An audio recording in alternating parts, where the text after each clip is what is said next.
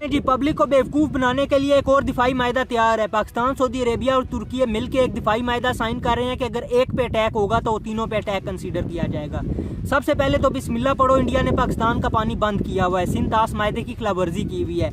आज के बाद मोहम्मद बिन सलमान को चाहिए कि इंडिया से ट्रेड ख़त्म कर दे। इसी तरह तैयब उर्दगान को भी चाहिए कि इंडिया से ट्रेड ख़त्म कर दे और तीनों मिलकर इंडिया का मुकाबला करो। ये करेंगे, ये कभी भी नहीं करेंगे, क्योंकि ये तीनों मुनाफिक आज़म हैं। तैयब उर्दगान पब्लिक में आके बड़ी बढ़ के मारता है ना जी, फ़लस्तीनियों पे बड़ा जुल्म हो रहा है, इसराइल बड़ा जुल्म कर रहा है फ़लस्तीनियों पे, हम फ़लस्तीनियों के साथ खड़े हैं, हमें बड़ा एहसास है फ़लस्तीनियों का।